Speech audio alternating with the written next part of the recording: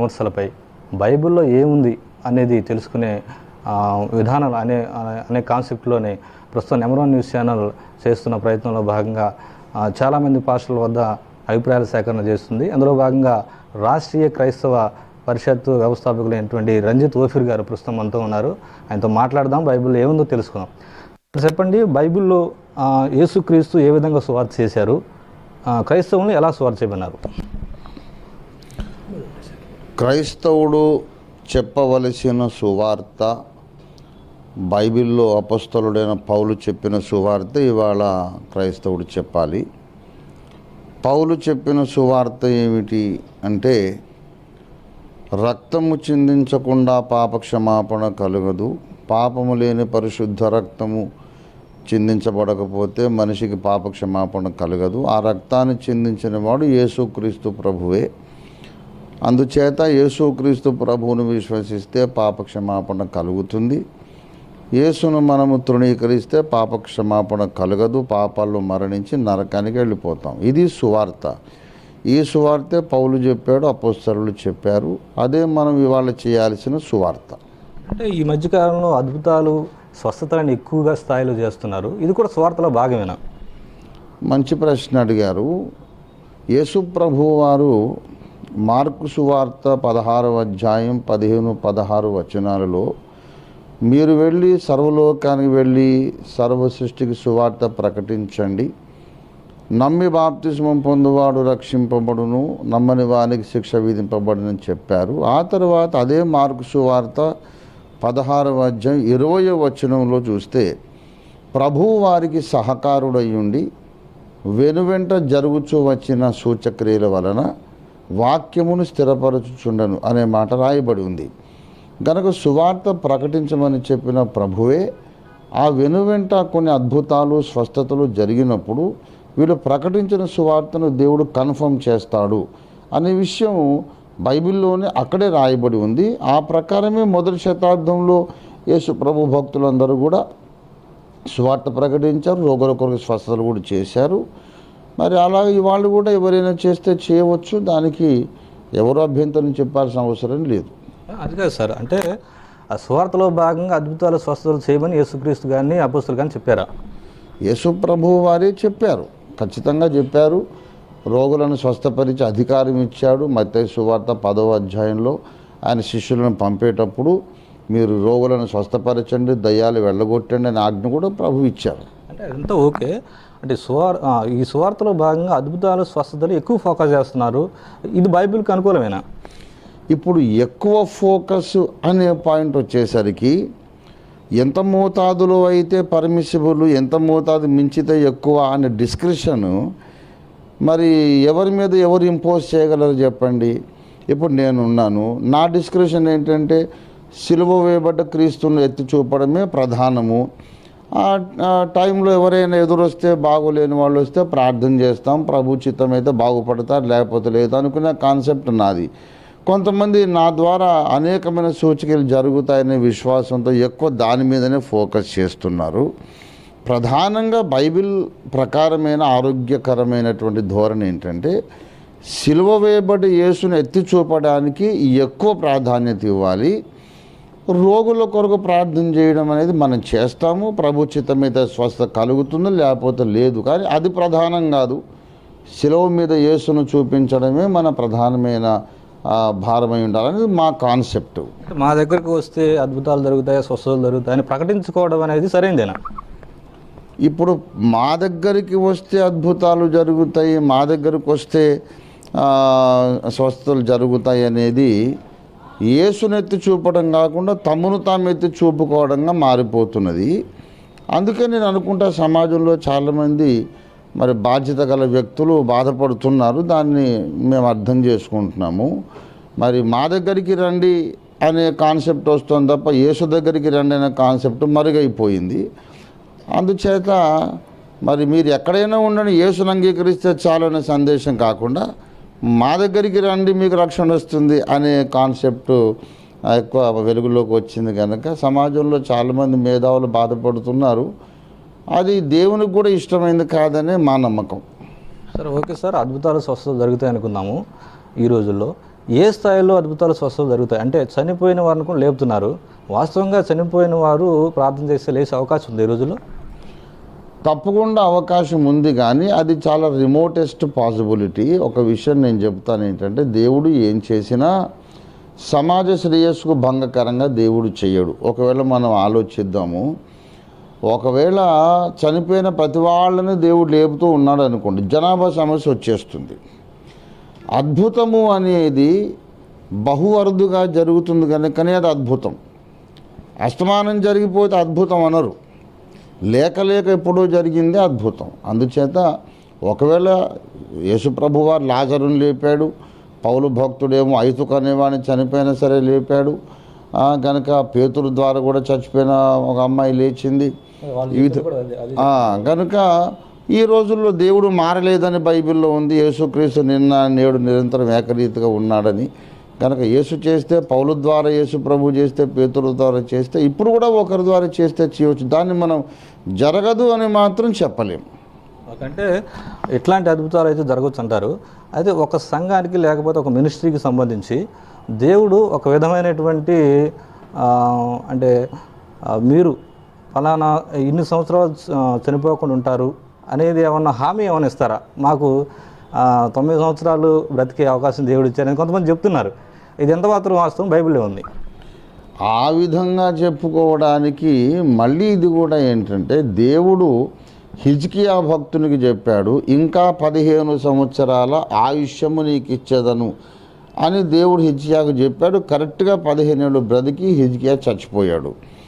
అలాగా ఒక భక్తునికి దేవుడు చెప్తే చెప్పి ఉండవచ్చు. అయితే దాని మీద మనం దృష్టి పెట్టాల్సిన అవసరం లేదు. ఆయన 90 ఏళ్ళు బ్రతికినా మనకు అభ్యంతరం లేదు, 110 ఏళ్ళు బ్రతికినా అభ్యంతరం లేదు. అది జాతికి నష్టమైన సంగతి కానీ సంఘానికి నష్టమైన సంగతి కానీ కాదు. ఆయన చెప్పుకుంటున్నాడు గొప్పలు.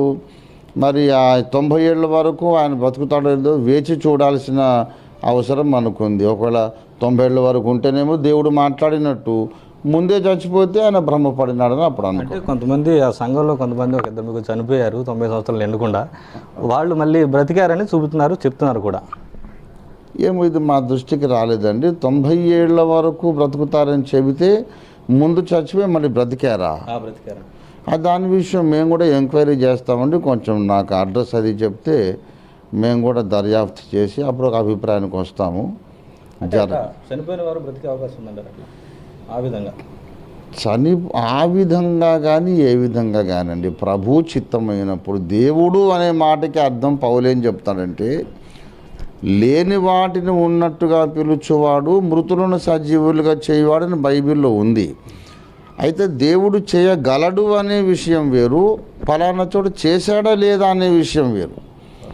వాస్తవంగా జరిగిందనేది మనం దర్యాప్తు చేయాలి.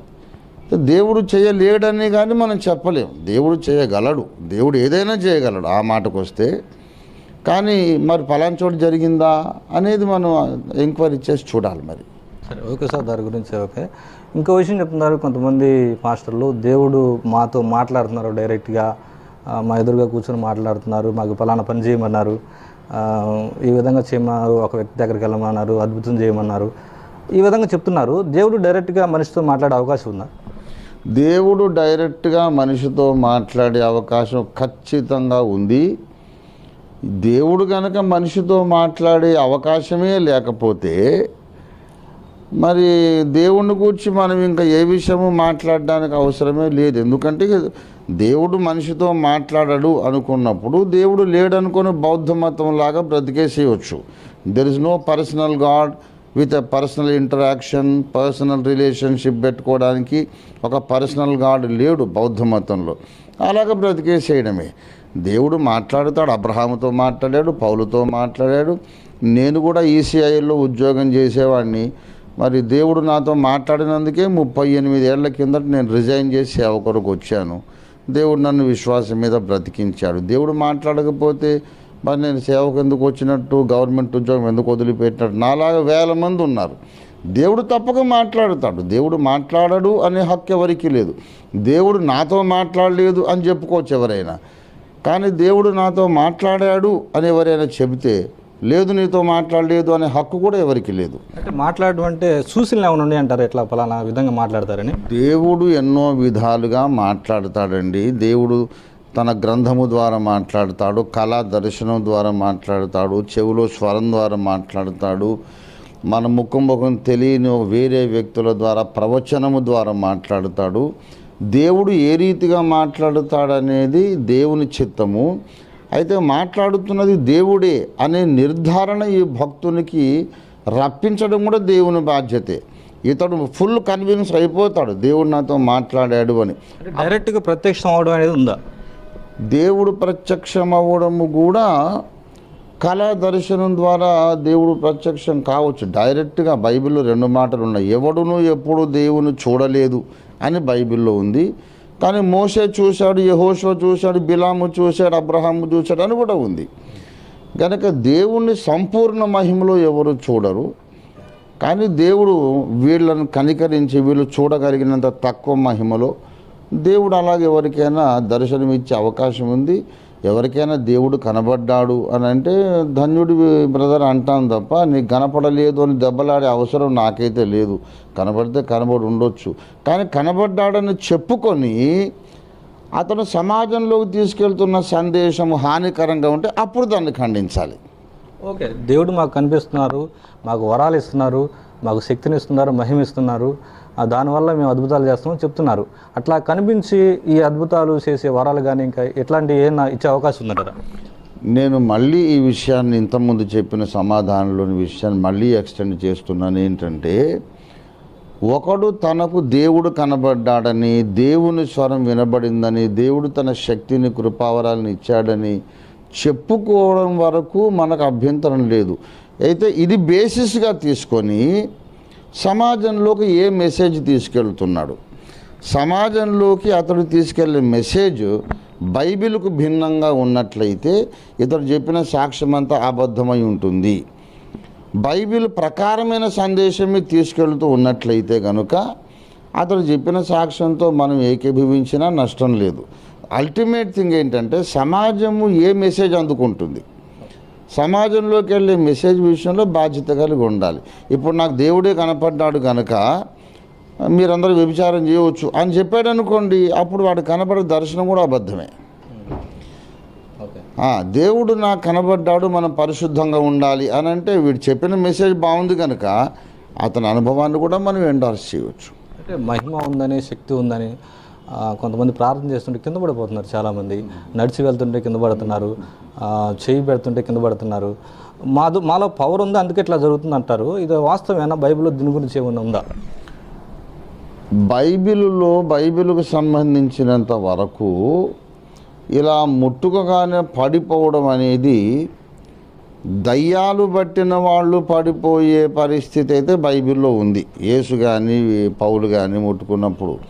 అయితే ఈ రోజుల్లో ఒక కొత్త ట్రెండ్ వచ్చింది. ఏంటంటే దయ్యం పట్టిన వాళ్ళే కాదు, మామూలుగా ఏ మనిషి అయినా సరే దైవశక్తి టచ్ కాగానే అలా పడిపోతాడు కనుక మాలో గొప్ప శక్తి ఉంది అని కొంతమంది ప్రచారం చేసుకుంటారు. దీన్ని కూడా నేను అంటున్నాను ఏంటంటే, అంత గొప్ప శక్తి ముట్టుకోగానే కరెంట్ షాక్ తగిలి కింద పడి గిలగిల కొట్టుకునేంత శక్తి నీలో ఉన్నందుకు మరి అల్టిమేట్గా దాని గురించి నీ ఎఫెక్ట్ ఏంటి, నీ క్లెయిమ్ ఏంటి?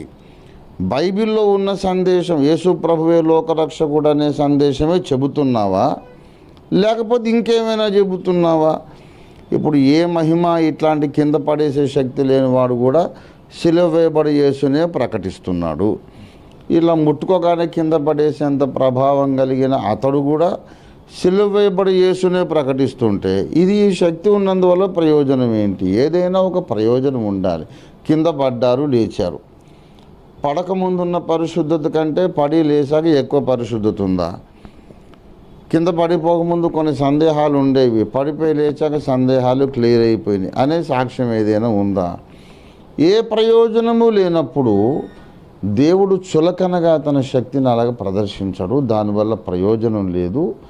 నా మటుకు నేనైతే దాన్ని టోటల్గా ఇగ్నోర్ చేస్తున్నాను. నేను దృష్టి పెట్టేది వీళ్ళు తీసుకెళ్లే మెసేజ్ మీద. నువ్వు మనుషుల్ని కింద పడేసినా పైకి లేపినా నీ నోట్లోంచి వచ్చే మాట బైబిల్లో ఉన్న మాట ప్రకారం ఉండాలి. ఎంత గొప్ప అద్భుతం చేసిన, చచ్చిన కుళ్ళిన శవాన్ని లేవనెత్తి నిలబెట్టిన తర్వాత కూడా నీవు చెప్పే ప్రసంగం బైబిల్ ప్రకారం లేకపోతే ఈ చేసిన అద్భుతం అంతా సైతాన్ ద్వారా కలిగిందై ఉంటుంది. అంటే సైతాన్ ద్వారా కూడా అద్భుతాలు జరుగుతాయంటారు? ఖచ్చితంగా జరుగుతాయి. సైతాను ద్వారా కూడా అద్భుతాలు జరుగుతాయి అనే విషయంలో రవ్వంతైనా సందేహం లేదు. ఇది బైబిల్లోని 2వ గ్రంథం నిర్గమకాండంలోనే మనకు కనబడుతుంది. మోషే భక్తుడు ఫరో దర్బారులో ఆయన కర్ర కింద పడవేస్తే పాముగా మారింది. తర్వాత ఐగుప్తు శకునగానులు కూడా కర్రల కింద పడవేస్తే అవి పాములైనాయి. కనుక దేవుడు ఏ అద్భుతాలు చేశాడో అవి అద్భుతాలు ఐగుప్తు శకునగానులు కూడా చాలా వరకు చేసి చూపించారు. కనుక అద్భుతము జరిగినప్పుడల్లా అది దైవశక్తి అనుకోవడానికి వీల్లేదు. అద్భుతము ద్వారా వెళుతున్న మెసేజ్ బైబిల్ ప్రకారం ఉంటే ఆ అద్భుతము దేవునిదై ఉంటుంది. అద్భుతం ద్వారా వస్తున్న మెసేజ్ బైబిల్కు విరుద్ధమైతే ఆ అద్భుతం సైతాను సంబంధమైనదై ఉంటుంది. అంటే బైబిల్ గురించి చాలామంది తెలియకపోవచ్చు. ఈ రోజుల్లో జరిగే అద్భుతాలు దేవుని ద్వారా జరిగాయా, సైతాన్ ద్వారా జరిగాయా అని సామాన్యులు ఎలా తెలుసుకోవాలి? బైబిల్ మొత్తం తెలియకపోవచ్చు, కానీ బేసిక్స్ ఆఫ్ ద బైబిల్ అందరికీ తెలుసని అందరూ ఒప్పుకోవలసిన విషయమే. బైబిల్లో ఉన్నటువంటి నిగూఢమైన సంగతులు అందరికీ తెలియకపోవచ్చు, కానీ బైబిల్లో ఉదాహరణకు నీతి ప్రవర్తన ఉండాలి అనే మాట ఉంది. ఏ మతమైనా చెప్పేది అదే. బేసికల్లీ ఏ మతం కూడా వ్యభిచారం చేయండి అని, 2-3 భార్యను ఉంచుకోమని, త్రాగమని, తిరగమని ఏ మతం చెప్పదు కదా. బైబిల్లో ఉన్న దేవుడు పరిశుద్ధుడు కనుక ఆయన కూడా పరిశుద్ధతను గురించి ఆయన డిమాండ్ చేస్తాడు. అలాగే ప్రార్థన చేసుకోమంటాడు. ప్రార్థన జీవితము, ప్రేమ, క్షమాపణ, సహనము, ఇవన్నీ బేసిక్స్ ఆఫ్ ద బైబిల్ అందరికీ తెలుసు, అన్యులకు కూడా తెలుసు. ఇప్పుడు ఒకడు ఎవరైనా గొప్ప అద్భుతం చేసి 3 భార్యలను పెట్టుకోవచ్చు అన్నాడు అనుకోండి, డెఫినెట్గా వాడి అద్భుతం సైతాను శక్తితో జరిగిందై ఉంటుంది. సో బైబిల్లోని బేసిక్స్కు వ్యతిరేకంగా చెప్పినప్పుడు ఆ మిరకల్ కూడా సైతాను సంబంధమైంది. అంటే ఇప్పుడు ఈ అద్భుతాల స్వస్థతలో ఎక్కువగా ఫోకస్ చేసి సువార్తను తక్కువ ఫోకస్ చేస్తే ఇది బైబిల్కి అనుకూలమైంది అనుకోవచ్చా, లేకపోతే ఇంకేం అనుకోవాలి? మొట్టమొదటి విషయము, సువార్తను తక్కువ ఫోకస్ చేస్తున్నాడు అంటేనే మొట్టమొదటి విషయము, మనం ఏమనుకున్నా క్రీస్తు న్యాయపీఠం ఉందైతే వాడికి బహుమానం ఉండదు, దేవుడు మెచ్చుకోడు. అంటే ఇది ఎందుకు అడిగామంటే, ఇప్పుడు ఈ మధ్య టీవీ ప్రోగ్రామ్స్లలో ఒక హాఫ్ అన్ అవర్ ప్రోగ్రామ్ ఉంటే దాదాపు 1/2 గంట వీళ్ళు చేసే అద్భుతాల గురించి, సాక్ష్యాల గురించి ఉంటాయి. మెసేజ్ చాలా తక్కువ ఉంటుంది, వీళ్ళ గురించి ఎక్కువగా చెప్పుకోవటం ఉంటుంది. ఇది బైబిల్కి అనుకూలమేనా? బైబిల్కి అనుకూలము అవునా కాదా అనే పాయింట్ కంటే మీరు అన్నారు చూడండి, మెసేజ్ తక్కువ సాక్ష్యాలు ఎక్కువ అని. అంటే మెసేజ్ లేదని అర్థం అవుతుంది. అక్కడ వాళ్ళ మైండ్లో సందేశం లేదు, కరువు వచ్చేసింది. దేవుని వాక్యంతో నింపబడిన వాడు అది ఎప్పుడెప్పుడు కక్కుదామని ఉంటాడు తప్ప వేరే విషయాలు ఏదో అవసరాన్ని బట్టి ఒకటి నేను చెప్పుకోవచ్చు. The whole thing is I want to promote my ministry as being a special ministry greater than other ministry. వేరే సంస్థల కంటే నా మినిస్ట్రీ గొప్పది, ఇన్ని అద్భుతాలు జరుగుతున్నాయి కనుక మీరందరూ నా దగ్గర. ఒక విధంగా ఇది మార్కెటింగ్ టెక్నాలజీ. వాళ్ళు చెప్పేది ఏంటంటే ఇవన్నీ సోకపోతే దేవుడి దగ్గర ప్రజలు రారు కదా అని చెప్తున్నారు వాళ్ళు. ఇవన్నీ చూపకపోతే రారు కదా అనే మాట తప్పు. ఇప్పుడు భక్త సింగ్ గారు సేవ చేశారండి, ఒక మాట, లక్షల మంది రక్షణ పొందారు. మరి అద్భుతాల సంగతి అనేది ఆయన అసలు పట్టించుకోలేదు. ప్రార్థనలు చేశారు, భక్త సింగ్ గారు ప్రార్థనలు చేశారు, దేవుని చిత్తమైనప్పుడు ఎన్నో అద్భుతాలు జరిగినాయి, దాని మీద దృష్టి పెట్టలేదు ఆయన. కానీ లక్షల మంది రక్షణ పొందారు. నేను అనుకుంటాను ఇప్పుడు ఈ సేవకులు ఎవరు అన్ని లక్షల మందిని నడిపించి ఉండరు ప్రభు దగ్గరికి. కనుక అద్భుతాలు జరగకపోతే, జరిగినాయని మేము చెప్పుకోకపోతే రారనేది అంత అబద్ధము. సిలువ వేయబడిన యేసుని ఎత్తి చూపినందువల్ల ఆయన ఆకర్షించుకుంటాడు తప్ప, ఆ యేసై అన్నాడు నన్ను ఎత్తి చూపండి నేను ఆకర్షించుకుంటాను అన్నాడు. అంతేగాని మీ మినిస్ట్రీని ఎత్తి చూపుకోవడానికి ప్రయత్నం చేయడం అనేది అది వాళ్ళ బలహీనత. అది షోస్ దేర్ వీక్నెస్. సార్ ఇంకో విషయం సార్, చనిపోయిన వాళ్ళు దెయ్యాలు అవుతారా, మనుషుని బట్టి పీడిస్తారా? ఈ మధ్యకాలంలో బహిరంగ సభల్లోనే దెయ్యాలను వదలగొడుతున్నారు. అసలు ఈ దెయ్యాల గురించి బైబిల్లో ఏముంది, వాస్తవం ఏంటి? చనిపోయిన వారు దయ్యాలు కావడం అనేది పూర్తి అబద్ధము, అది టోటల్ మిస్కాన్సెప్షను. చనిపోయిన వాళ్ళు ఏమవుతారో లూకాసు వార్త 16వ అధ్యాయం 19 నుండి క్రిందికి ఉన్నటువంటి లేఖన భాగంలో యేసు ప్రభు వారు చెప్పేశారు. అల్టిమేట్గా చనిపోయే సమయానికి ఒక వ్యక్తి దేవునితో సమాధానము కలిగి ఉంటే అతడు భక్తులు విశ్రమించే పరదైస్కి వెళ్తాడు. చనిపోయే సమయానికి దేవునితో సార్ చనిపోయిన వాళ్ళు దెయ్యాలు అవుతారా? ఈ మధ్యకాలంలో బహిరంగ సభల్లో దెయ్యాలను వదలగొడుతున్నారు. ఫలానా వ్యక్తి పట్టిందని, లేకపోతే ఫలానా దేవత పట్టిందని చెప్తున్నారు. చనిపోయిన వాళ్ళు దెయ్యాలు అవుతారా? దేవతలు అంటే సైతాను అన్ని దేవతలు ఉంటారు కొంతమంది, వాళ్ళు పట్టి ఏమన్నా పీడించే అవకాశం ఉందా? అసలు దెయ్యాల గురించి బైబిల్లో ఉంది. చనిపోయిన వాళ్ళు దయ్యాలు అవుతారనే కాన్సెప్ట్ టోటల్గా ఒక మిస్కాన్సెప్షన్. అది చనిపోయిన వాళ్ళు ఏమవుతారో మనకు తెలియడానికి యేసు ప్రభువు వారు అల్టిమేట్ ఆన్సర్ లూకా సువార్త 16వ అధ్యాయం 19వ వచనం నుండి క్రిందికి ఉన్నటువంటి ధనవంతుడు లాజరు కథలో ఆయన చెప్పేశారు. చనిపోయిన వాడు ఏమవుతాడంటే దేవునితో సమాధానపడి చచ్చిపోతే భక్తులు విశ్రమించే పరదేశంలోకి వెళ్ళిపోతాడు. దేవునితో సమాధానం లేకుండా చచ్చిపోతే పాతాళపు అగ్నిజ్వాలల్లో పడిపోతాడు. చనిపోయిన వాడు ఉంటే పరదేశంలోనైనా ఉండాలి, లేకపోతే పాతాళంలోనైనా ఉండాలి. కానీ గాల్లో తిరుగుతుండే మనుషులకు పట్టే పరిస్థితి లేదు. అదంతా కూడా అబద్ధం. ఎవరైనా చనిపోయిన ఫలానా వాడు ఇతనికి వచ్చి పూనాడు, ఫలానా అమ్మాయి వచ్చి ఆత్మ పూనింది అన్నాడంటే అది పడిపోయిన దేవదూతే అబద్ధం ఆడుతుంది, ఆ పేరు చెప్పుకుంటుంది అంతే. పడిపోయిన దేవదూతలు ఆకాశ మండలంలో తిరిగే దురాత్మల సమూహం ఉన్నది అనే సంగతి పౌలు భక్తుడు ఎఫెసీ పత్రిక 6వ అధ్యాయము 12వ వచనంలో చెప్పాడు. ఆకాశ మండలంలో ఉన్నటువంటి దురాత్మల సమూహంలో కోట్ల మంది, మానవ జనాభా కంటే అనేక రెట్లు ఎక్కువ కోట్లు ఉన్నారు. వాళ్ళు ఏదో ఒక పడిపోయిన దేవదూత వచ్చి మనిషిలో దూరి చచ్చిపోయిన మనిషిని నేనే అని అబద్ధం చెబుతుంది అంతే తప్ప చచ్చిపోయిన వాళ్ళు మాత్రం ఎవరికి పోనరు. ఈ బోధకులు దయ్యాలు వెళ్ళగొట్టేటప్పుడు ఇది పడిపోయిన దేవదూత అనే కాన్సెప్ట్ లేకుండా నీవెవరు అని అడుగుతున్నారు. అప్పుడు ఆ దయ్యం నవ్వుకుంటుందన్నమాట. ఓహో వీడు అనవసరమైన డీటెయిల్స్లోకి వెళుతున్నాడు, నేను వీడిని కాసేపు ఆడుకుంటాను అనుకొని ఇరుగు పొరుగులో ఉన్న వాళ్ళ పేర్లు చెప్పేసి కాసేపు వీళ్ళని మాయ చేసి అది దయ్యాలకు అదొక ఎంటర్టైన్మెంట్ ఈ భక్తులది. అలాంటి మిస్టేక్ ఎవరు చేయొద్దు. దయ్యాన్ని నువ్వెవరమని అడిగేది ఎందుకండి? ఆ దయ్యానికి ఏమైనా పిల్లనిచ్చేది ఉందా, చుట్టరికం చేసేది ఉందా? నీ పేరేంటి, నీవెవరు? వాడు ఎవడైనా వెళ్ళిపోవలసిందే కదా. నీవెవరు, నీ పేరేంటి అంటారు. పేరు ఫలానా అని చెప్తే ఓహో నైస్ మీటింగ్ అంటాడు. అయినా ఏ పేరు చెప్పినా గెట్అవుట్ అని అంటాడు కదా. మరి ముందే గెట్అవుట్ ఎందుకు కాదు? నీవెవరు, నీ పేరు ఎందుకు అడగాలి? యేసు ప్రభు వారు కూడా దయ్యం పట్టిన వాడిని నీ పేరేమిటని ఆ సేన అనే దయ్యము పట్టిన వాడిని మాత్రమే అడిగాడు. ఎందుకంటే ఇన్ని వేల మంది ఒక మనిషిలో ఉన్నారని చెప్పడానికి తప్ప ఎవ్రీ టైం పౌలు కానీ యేసు కానీ దయ్యాన్ని వెళ్ళగొట్టక ముందు పేరు కనుక్కొని వెళ్ళగొట్టాలని నియమమేం లేదు. ఈ దైవజనులకే సరైన కాన్సెప్ట్ లేక ప్రతి ఒక్కరిని పేరు అడగటం, వాడేమో పక్కూళ్ళలో చచ్చిపోయిన వాళ్ళ పేరు చెప్పటం. ఇంకో విషయం కూడా చెప్తున్నారు, చేతబడి శక్తులు పడ్డాయని చెప్తున్నారు. ఈ చేతబడులు అనేవి మనుషుల మీద ప్రభావం చూపుతాయా? తప్పకుండా చూపుతాయి. చేతబడులు ఎందుకు చూపవు?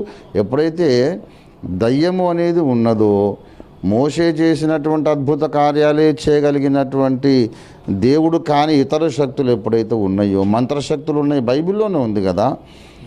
మరి ప్రకటన 21వ అధ్యాయం 8వ వచనంలో మాంత్రికులు కూడా అగ్నిగంధకముల గుండంలో పడతారని రాయబడి ఉంది.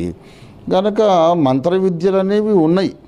పౌలు కాలంలో మంత్ర విద్యలు అభ్యసించిన వారు అపొస్తలుల కార్యాలు 19వ అధ్యాయంలో ఆ మంత్ర గ్రంథాలు కాల్చేశారు. వాటి విలువ 50,000 వెండి రూకలైందని రాయబడింది. కాబట్టి మంత్ర విద్యలు అనేవి ఉన్నాయి, క్షుద్ర విద్యలు ఉన్నాయి.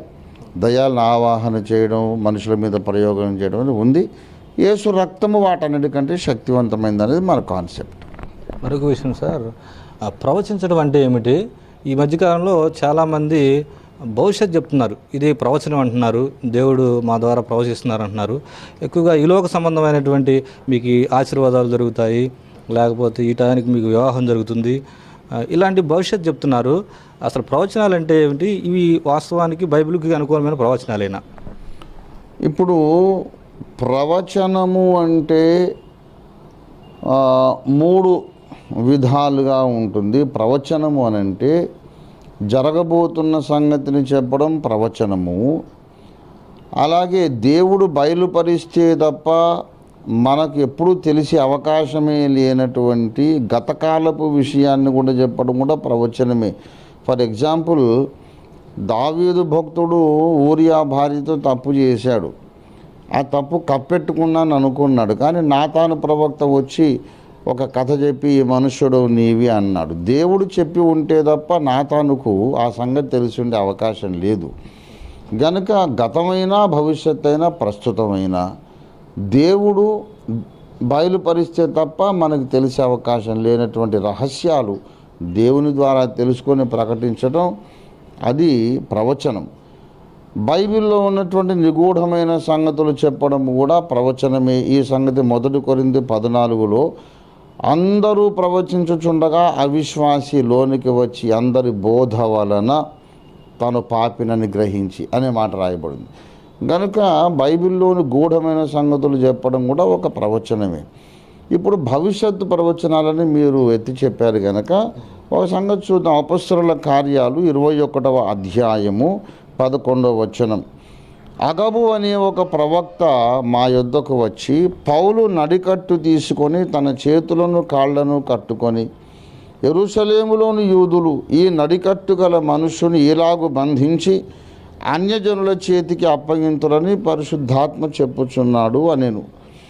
ఇదే అగబు ప్రవక్త అంతకుముందు కూడా ఒకసారి అపొస్తలుల కార్యాలు 11వ అధ్యాయంలో, అపొస్తలుల కార్యాలు 11వ అధ్యాయము 28వ వచనం, అగబు అనే ఒకడు నిలువబడి భూలోకమంతటా గొప్ప కరువు రాబోవచ్చున్నదని ఆత్మ ద్వారా సూచించెను. అది క్లౌదియా చక్రవర్తి కాలమందు సంభవించెను. అపొస్తలుల కార్యాలు 11:28. ఇక్కడేమో 11:28లో ఉన్నది ప్రపంచవ్యాప్తంగా ఉన్నటువంటి ఒక సంఘటన, అందరికీ ఎఫెక్ట్ అయ్యే ఒక ప్రవచనం. పౌలును గురించి కూడా చెప్పాడు. ఏంటంటే ఈ నడికట్టు ఎవరిదో కానీ దీని ఓనర్, ఈ నడికట్టు యొక్క సొంతదారుని ఇలా బంధిస్తారు యెరూషలేములో అని చెప్పాడు. కనుక జరగబోతున్న సంగతిని ఆనాడు అగబు చెప్పి ఉంటే ఇవాళ కూడా ఒకరికి దేవుడు వరం ఇస్తే ఉండవచ్చు.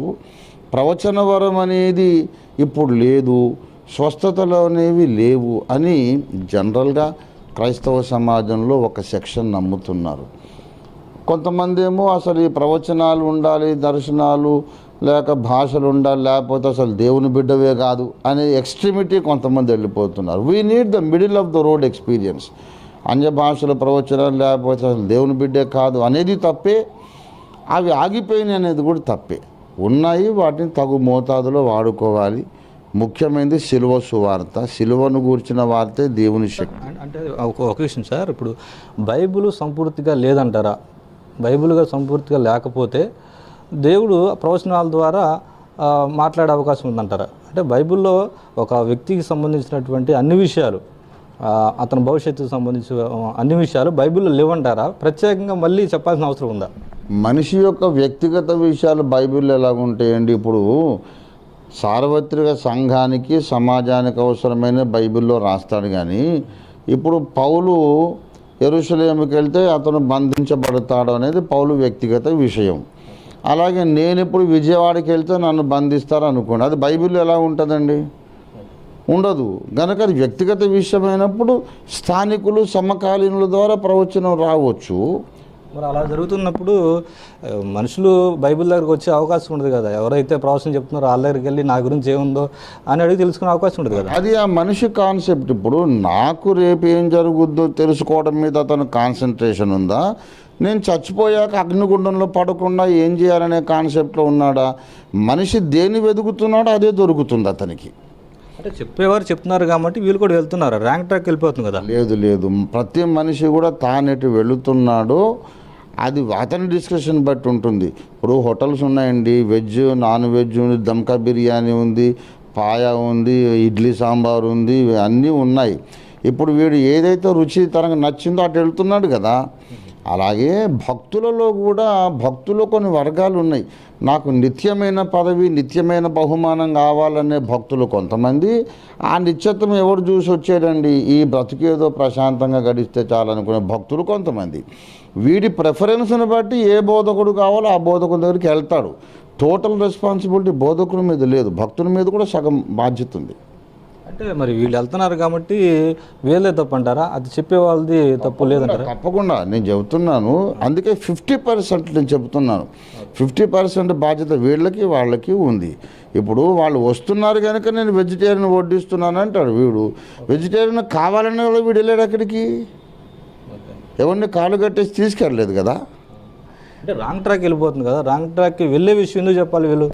ఎవరు చెప్పేవాళ్ళు చెప్పేవాడికి తెలిసి ఉండకపోవచ్చు, అతడి అమాయకత్వంలో ఉండొచ్చు. ఏమండి ఇప్పుడు అతనికి సత్యం ఎరుగని బోధకుని దగ్గర అతడు పెరిగి ఉండొచ్చు కదా. సమాజంలో అన్ని ఆప్షన్స్ ఉంటాయండి. ప్రతి వ్యక్తి కూడా వ్యక్తిగతంగా దేవునితో సంబంధం కలిగి ఉండి చిత్తశుద్ధితో ఒక సంపూర్ణ సిద్ధి నాకు కావాలనే కాన్సెప్ట్తో ముందుకెళ్తే దేవుడు తప్పకుండా అతని సరైన మార్గంలో నడిపిస్తాడు. ఇతని కాన్సెప్టే సరైనది కానప్పుడు ఇతనికి ఏది నచ్చితే జిహోకో రుచి. కొంతమందికి అస్తమానం దేవుని వాక్యం వింటే వాడు బుర్ర వాచిపోతుంది. ఏంటంటే అంత డీప్ అవసరమా, ఏదో జ్వరం బాగు చేసి పంపిస్తే చాలదా అనుకునే వాళ్ళు ఉన్నారు. కొంతమంది ఏమో జ్వరాలు ఉన్న ఏముంది పోయినా ఏముంది మట్టి శరీరం అండి, నాకు దేవుని సత్యం కావాలంటారు. ఇప్పుడు అంత్యదినముల్లో జనులు సత్యానికి చెవి ఇవ్వరని పౌలు చెప్పాడండి. మరి సత్యం ఎవరికి కావాలండి? ఏదో ఒక తాత్కాలిక మహత్తు చూపించండి అనుకునే వాళ్ళు ఎక్కువైపోయారు. ఎక్కువైపోయినందుకు ఈ రోజుల్లో స్వచ్ఛతల కూటాలకి లక్షల మంది వస్తారు, బైబిల్ స్టడీ అంటే 100 మంది వస్తారు. That shows the deterioration of the society. సమాజం దిగజారుతుంది ఏమండి, ప్రతి విషయంలో దిగజారుడేగా. ఇప్పుడు కళారంగంలో కానీ, సాహిత్యం కానీ, కవిత్వం కానీ, సంగీతం అన్నీ దిగజారుతున్నాయి. అలాగే భక్తిలో కూడా దిగజారుడు ప్రమాణాలే ఉన్నాయి. సరే, మరొక విషయం సార్, అసలు భాష